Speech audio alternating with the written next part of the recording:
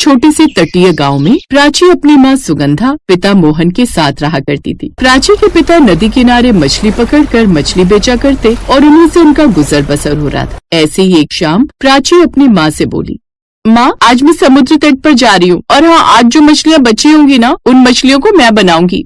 लेकिन मेरी बच्ची, शाम के समय समुद्र के पानी का बहाव तेज होता है, उनकी लहरें तेज होती हैं। अगर गलती से तेरा पैर फिसल गया तो माँ, अब मैं बच्ची नहीं रही, बड़ी हो गई हूँ, इसलिए अब आप बेफिक्र रहिए। इतना कहकर प्राची अपना झोला उठाती है और नदी किनारे पहुँच जाती है, जहाँ उसके पिता मोहन शाम के समय प्राची को देख उससे कहते हैं, प्राची बिटिया, तुम यहाँ क्या करने आई हो और तुम्हारी माँ क्यों नहीं आई? क्योंकि पिताजी आज मेरा यहाँ आने का मन था। माँ तो मुझे मना कर रही थी, पर फिर भी मैं यहाँ आ गई। अब आपको तो पता है ना कि आपकी बेटी कितनी जिद्दी है। ऐसे ही कुछ समय गुजरता है और अब ओणम का त्योहार आ जाता है, जिस पर प्राची अपने घर में सभी से कहती है, माँ पिताजी, ओणम का त्योहार है आज, और आज के दिन घर में मच्छी तो मैं ही बनाऊंगी। प्राची बेटा, तुम मछली बना लेना, लेकिन याद रहे मछली में केवल मछली और मसाले नहीं, बल्कि उसमें अपनेपन का प्यार भी होना चाहिए। सुगंधा, प्राची मछली नहीं बनाएगी। पिछली बार जब वो बनाने गई तो जलते जलते बच गई। इस बार मच्छी बनाएगी तो कहीं ऐसा ना हो कि सच में जल जाए। आप बिल्कुल भी फिक्र मत करिए मोहन जी, अब हमारी बेटी बड़ी हो रही है और अगर अभी ये अपनी जिम्मेदारी नहीं जानेगी तो बाद में बहुत देर हो जाएगी। अच्छा बाबा, ठीक है, आज ओणम में फिश करी हमारी प्राची ही बनाएगी। प्राची बेटा, मैं फिर कह रही हूँ, ध्यान रहे कि मसाला फिश करी में केवल मसाले ही नहीं बल्कि अपनेपन का प्यार भी डालना।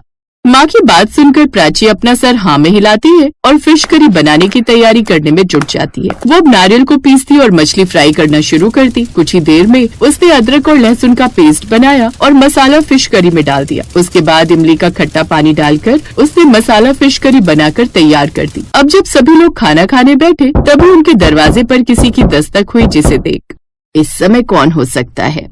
माँ पिताजी, आप यहीं पर बैठकर मसाला फिश करी खाइए, मैं अभी दरवाजे पर देखकर आती हूँ कि आखिर इस समय कौन हमारे दरवाजे को खटखटा रहा है। इतना बोलकर प्राची अब अपने खाने से उठकर दरवाजा खोलने जाती है, जहाँ अपने दरवाजे पर अपनी पड़ोसन को देखकर कहती है, अरे आंटी, आप यहाँ, वो भी इतनी रात को? बेटा, तेरे घर में मसाला फिश करी की खुशबू इतनी तेज है कि हमारे पूरे मोहल्ले में फैल रही है। अब इस समय हर कोई तुझसे मसाला फिश करी तो मांगने आ नहीं सकता, पर तुम्हारे और हमारे घर का रिश्ता तो कुछ अलग है, इसीलिए इतनी रात होने के बाद भी मैं तुझसे तेरी मसाला फिश करी मांगने के लिए आ गई। अब जरा मुझे मसाला फिश करी दे दे थोड़ा सा। पड़ोसन की बात सुनकर प्राची मुस्कुराई और अपने घर में जाकर एक कटोरी में मसाला फिश करी डालकर अपनी पड़ोसन को दे देती है, जिसके बाद उसकी पड़ोसन आंटी वहाँ से चली जाती है। अब तीनों फिर से जैसे ही खाना खाने बैठते कि तभी एक बार फिर उनके दरवाजे पर किसी की दस्तक होती है और इस बार फिर प्राची को लगता है कि शायद उसके मोहल्ले की कोई औरत या बच्चा होगा। माँ पिताजी, लगता है फिर से कोई मसाला फिश करी मांगने आए। देख रहे हैं ना आप लोग कि मेरे हाथ की मसाला फिश करी कितनी सुगंधित है और मनमोहक होने के साथ साथ टेस्टी भी है कि हर दूसरा इंसान मेरी मसाला फिश करी लेने आ रहा है। हाँ भाई, तुम्हारी इस मसाला फिश करी में तो सच में जादू है, जादू। चलो अब देख कर आओ दरवाजे पर कौन है। पिता की बात सुनकर अब प्राची दरवाजे पर जाती है, लेकिन इस बार न तो कोई बच्चा था और न ही कोई पड़ोसी। उसके सामने अगर कोई खड़ा था तो वो एक बुजुर्ग थे, जिन्हें देख प्राची थोड़ा घबराई और उसने सवाल किया, जी आप कौन? मैं एक यात्री हूँ बेटा, बाहर का मौसम खराब हो रहा है, इसलिए आगे का सफर तय करना मुश्किल है। अगर तुम मुझे अपने घर में कुछ देर के लिए पनाह दे दो तो मैं तुम्हारा बहुत शुक्रिया अदा करूँगा। प्राची दरवाजे पर काफी देर से खड़ी थी। ये देख अब सुगंधा भी दरवाजे पर आती है और अपने सामने एक बुजुर्ग व्यक्ति को देख वो उसे अंदर आने को कहती है। सुगंधा की बात सुनकर वो बुजुर्ग व्यक्ति मुस्कुराया और उसके कहने पर वो उसके घर के अंदर आ गया। लेकिन प्राची और सुगंधा जब उस बुजुर्ग व्यक्ति के साथ अंदर आए तो उन्होंने देखा मोहन खाने की प्लेट से गायब है। ये देख सुगंधा अपने पति को ढूंढते हुए दूसरे दरवाजे से बाहर जाती है, जहाँ मोहन अपनी नाव और मछली के जाल को समेट रहा था। मोहन जी, ये आप क्या कर रहे हैं? खाने पर से उठकर यूँ इस तरह बाहर आना अच्छी बात नहीं। सुगंधा, बाहर का मौसम बहुत खराब हो रहा है, इसलिए खाना तो हम बाद में भी खा सकते हैं, पर अगर हमारी नाव को कोई नुकसान हुआ या हमारी मछली का जाला उड़ गया तो हमें बहुत दिक्कतों का सामना करना पड़ जाएगा। इसलिए तुम सभी अंदर बैठकर खाना खाओ, मैं इन सबको समेट कर अंदर आता हूँ। मोहन की बात सुनकर अब सुगंधा अपने घर में जाती है, जहाँ प्राची अपनी माँ से सवाल करती है कि उसके पिता कहाँ हैं, जिस पर सुगंधा उसे बताती है कि बाहर का मौसम खराब हो रहा है, सिर्फ इसलिए अपने काम का सामान सही जगह पर रखने गए हैं। प्राची बेटा, तुम खाना शुरू करो, मैं बाबा को भी मसाला फिश करी और चावल निकाल कर देती हूँ। इस तरह सुगंधा बूढ़े व्यक्ति के लिए मसाला फिश करी, 2 रोटी और थोड़ी सी चावल निकाल कर उसके आगे परोस देती है। और जैसे ही वो खाने का पहला निवाला खाता है तो मसाला फिश करी की तारीफ में बुजुर्ग ने कहा, सच में बेटी, इस मसाला फिश करी ने मुझे मेरी माँ की याद दिला दी। जब भी माँ मसाला फिश करी बनाया करती थी तो ऐसे ही मसालेदार और चटपटे बनाती थी। वो रात प्राची, सुगंधा और मोहन की यादगार रात रहने वाली थी, लेकिन उन्हें इस बारे में कुछ नहीं पता था। इस तरह वो तीनों खाना खा रहे थे, तभी वहाँ मोहन आया और जब उसने उस बूढ़े व्यक्ति की ओर देखा तो उसकी आंखें आंसुओं से झलक उठी। गणेश बाबा, आप इतने समय बाद, वो भी सीधा मेरे घर। सुगंधा, ये मेरे पिताजी के बेस्ट फ्रेंड थे, मुझे आज भी याद है। मैं, पिताजी और बाबा, हम तीनों समुद्र में जाया करते। गणेश बाबा नाव चलाते और मैं और पिताजी मछलियां पकड़ते, और इस तरह हम तीनों ही मछलियां बाजार में बेचकर मस्ती करते। लेकिन बाबा अब शहर चले गए और इतने समय बाद यहाँ गाँव है। क्या आपका कभी मन नहीं हुआ वापस मुड़कर इस गाँव में आने का? मुझे तुम लोगों की याद बहुत आई, लेकिन शहर जाकर मैं खुद जिम्मेदारियों में बंध गया। पर जब उन जिम्मेदारियों से आजाद हुआ तो मैं तीर्थ यात्रा पर निकल गया, और तीर्थ यात्रा करते करते इस गांव में आ गया। और आज कुदरत का करिश्मा देखो, हम मिले तो इस त्योहार में, और इस मसाला फिश करी ने हमें एक बात तो सिखा दी कि भले ही मछली में मसाले से स्वाद आए या ना आए, लेकिन जिंदगी का स्वाद तो अपनों से ही मिलता है। इस तरह ओणम की रात अब उस मसाला फिश करी के साथ यादगार हो गई।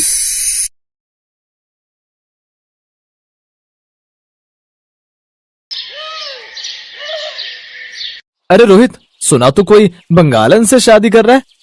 हाँ यार, क्यों? क्यों मतलब, बंगाली लोग मछली बहुत खाते हैं यार। तो क्या हुआ, जिसे जो खाना है वो खाए। ज्यादातर लोग रोहित के साथ अनुपमा की शादी के खिलाफ थे, लेकिन रोहित की माँ खुद बंगालन थी, इसीलिए वो बड़ी खुश थी। अरे वाह बेटा, ये बहुत अच्छा काम किया है तूने। अब उसके साथ मन भरकर मछली तो खा सकूंगी मैं। हाँ माँ, यहाँ मेरी शादी होने वाली है और आपको सिर्फ खाने की पड़ी है। खाना ही सब कुछ होता है बेटा। तूने कभी फिश फ्राई खाया है? नहीं, वो कैसे बनती है? आपने तो कभी बनाया नहीं। मुझे नहीं आता है बेटा। बंगाल में रहते हुए बहुत खाती थी, कितने दिन हो गए खाए हुए। सुजाता को बंगाल की फिश फ्राई की बड़ी याद आ रही थी। उसका बेटा रोहित पढ़ने के लिए बंगाल गया हुआ था और तब से अनुपमा के साथ उसका चक्कर चल रहा था। पढ़ाई के बाद रोहित दिल्ली लौट आया और यहाँ उसकी नौकरी लग गई, लेकिन अनुपमा से दूर वो नहीं रह पा रहा था, इसीलिए दोनों ने शादी करने का फैसला किया। इसीलिए रोहित ने और देर नहीं की, उसने अनुपमा से शादी कर ली और उसे भी दिल्ली लेकर आ गया। सुजाता तो बड़ी खुश हुई। तुम्हें देखकर घर की याद आ रही है।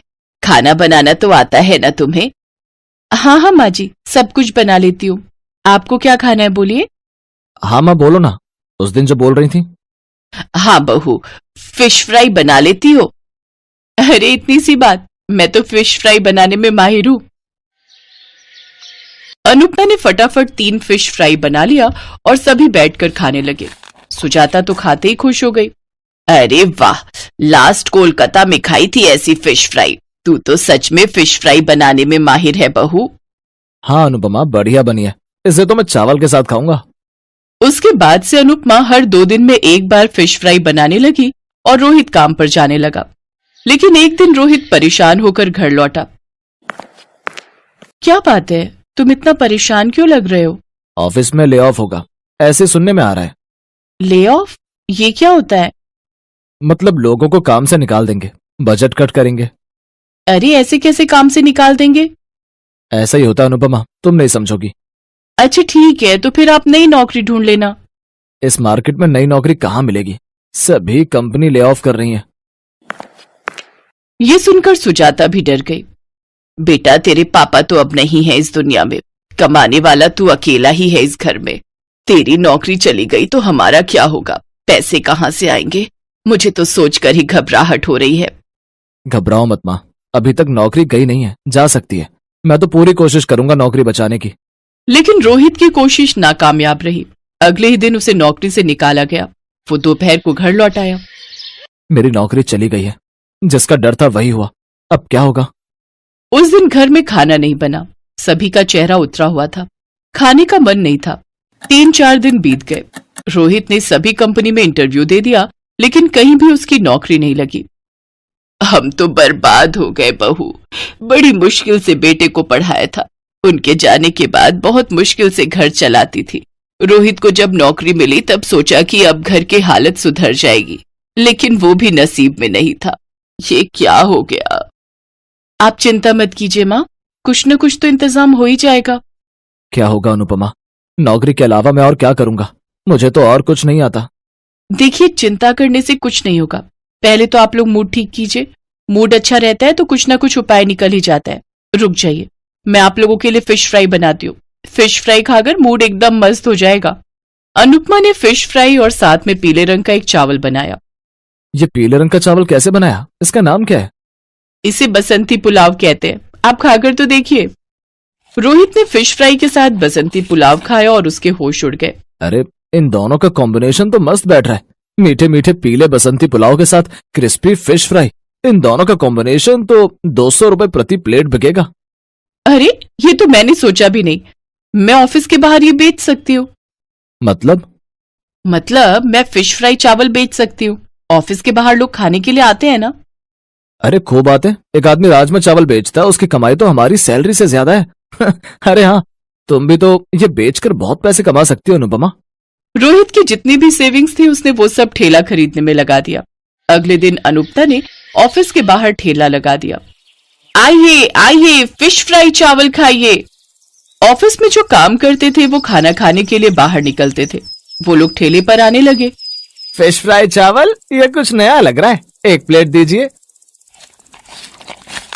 अरे यार, ये तो मस्त है। वही राजमा चावल छोले चावल खा खाकर पक गई थी। कुछ ही दिन में ठेले पर भीड़ जमने लगी। आसपास बहुत सारे ऑफिस थे। धीरे धीरे वहां से भी लोग फिश फ्राई चावल खाने के लिए ठेले पर आने लगे और अनुपमा महीने के लाखों रुपए कमाने लगी। तुम तो मेरी सैलरी से बहुत ज्यादा कमा रही हो अनुपमा। अब से मैं भी तुम्हें मदद करने के लिए आऊंगा। रोहित ने नौकरी की कोशिश छोड़ दी और वो भी फिश फ्राई चावल बेचने लग गया। धीरे धीरे उनकी कमाई और ज्यादा होने लगी। अब उन्होंने उसी जगह पर जमीन लेकर एक ढाबा खोल दिया, जिसका नाम उन्होंने गरीब का फिश फ्राई चावल ढाबा रखा।